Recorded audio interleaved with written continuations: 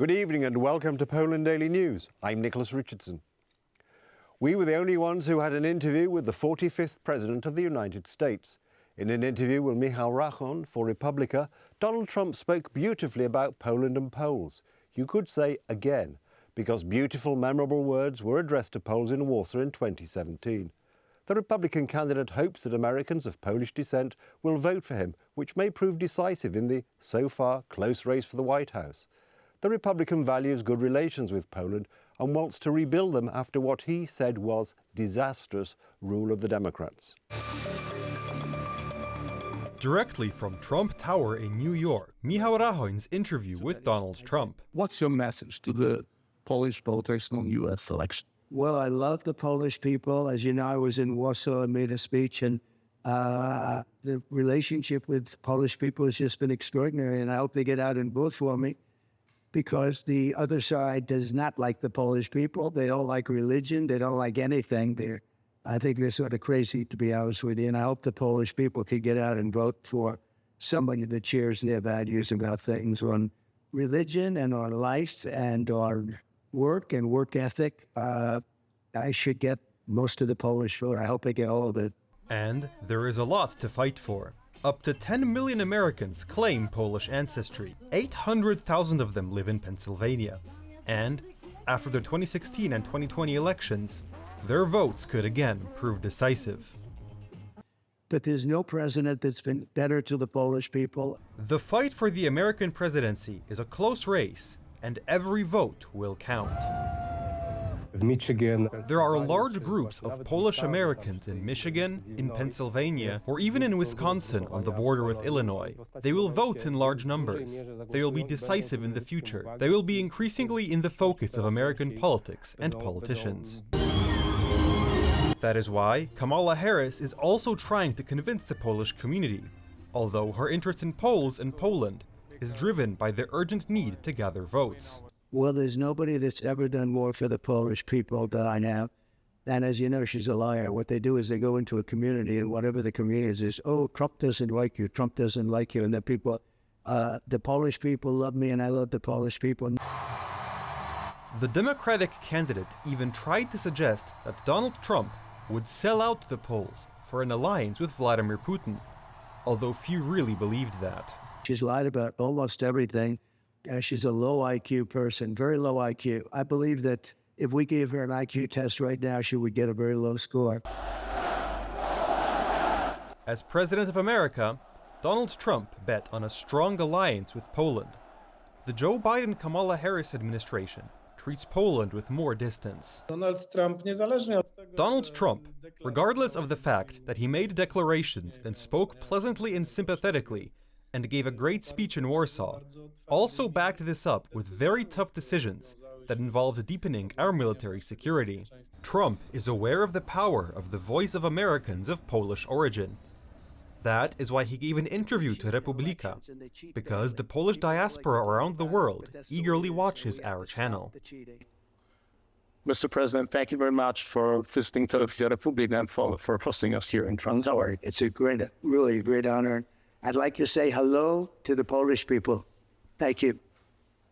Yesterday's interview by Michał Rachon with President Donald Trump was a great success. We are the only European television station that is proud of an interview with the Republican presidential candidate of the largest country in the world. Quotations from this conversation circulated across the world's media. There would not have been this success if it were not for your support, for which we thank you very much. Polsat News, Onet and even Gazeta Wyborcza. These are just some of the media that quoted our interview with former President Donald Trump. Well, I love the Polish people. The interview was also noticed abroad. Quotes from our station appeared in such reputable American news agency as the Associated Press, with which our television station partnered a few months ago. Any interview of this kind generates a great deal of interest from other media outlets, including all of the world's major news agencies. And in fact, all of the world's major news agencies asked us for access to this interview, and we of course granted it.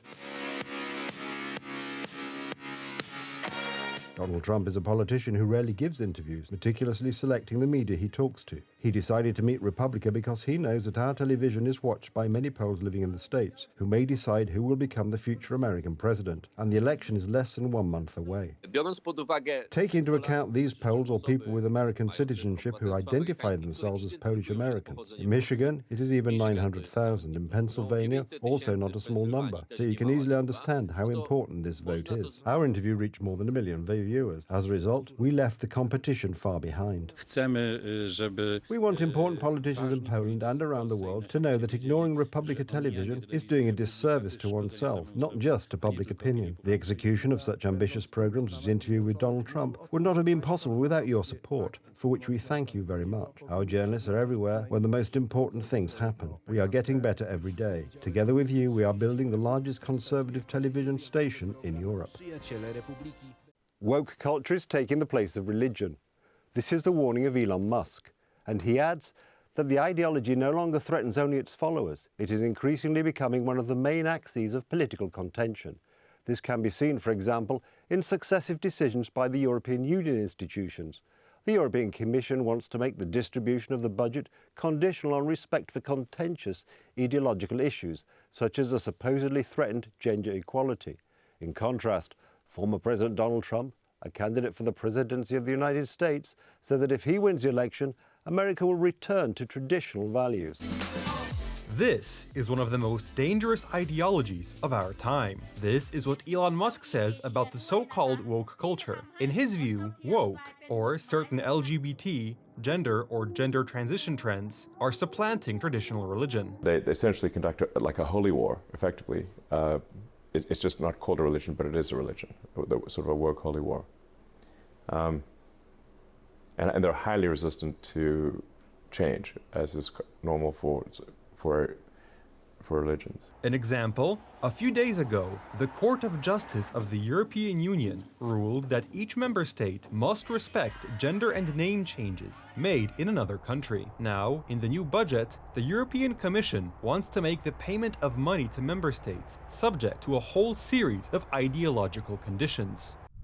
The document states that countries will have to address gender inequality in order to receive money for social housing. Conservative Party politicians oppose this. The European Commission is preparing another nail in the coffin of Europe, making the distribution of budget funds dependent on gender equality issues or the promotion of organic farming is another brazen attempt to introduce totalitarianism, to introduce a centrally planned economy.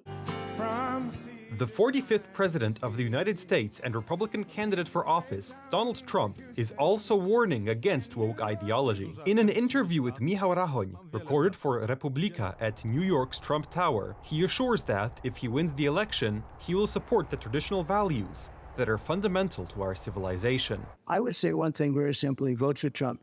If you vote for Trump, it's all going to disappear. We're going to be back to normal. We're going to be back to what it should be. We're going to be back to what God wanted, but we're going to be back to what everybody wants. We're going to be back to common sense, because we don't have common sense. These people are crazy.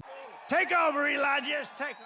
That's not all. The previously mentioned Elon Musk, who is an outspoken supporter of Donald Trump, has stated that, after a possible victory, the new administration will reveal the names of politicians and Kamala Harris supporting celebrities and millionaires who were alleged to have participated in illegal sex orgies, including those involving children, organized by Jeffrey Epstein and the recently arrested rapper Diddy. Some shocking propaganda narratives have been circulating in Russia. For the past few days, Russian media have been spreading alleged evidence of war crimes in Ukrainian-occupied territory in the Kursk region. The source of the revelations is the Russian Ministry of Defense, which claims that foreign mercenaries, including Poles, were reported to have fired on civilians. The only source for this information reported by Russian media is this video of an alleged refugee from the Kursk region. During the conversation, the man talks about the situation in the region under the control of Ukrainian soldiers.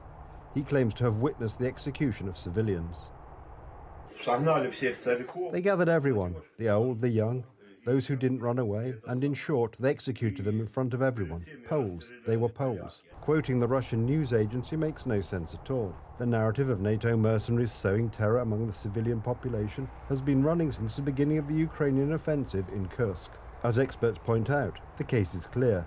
The Kremlin cannot admit that it was taken by surprise by Ukrainian forces, so it creates a legend of fighting NATO soldiers. Ukrainians have been occupying Russian territory for 2 months. The alleged mistreatment of civilians, on the other hand, is meant to counterbalance the accounts of Russians who actually encountered Ukrainian soldiers. Let's keep in mind that, according to official Russian propaganda, the Ukrainian army has not been fighting for a long time, but only against mercenaries coming to Ukraine from countries such as Poland. The Kremlin's disinformation campaign may be aimed at Poland in the coming months. Minsk is also involved. Lukashenko has openly declared that the Poles are planning an invasion of western Ukraine, against which Belarusian troops will rush to their aid. This is the deliberate creation of a legend to justify the dictator's possible next steps. That's the news. Thank you for watching, and from me, have a good night and a better tomorrow.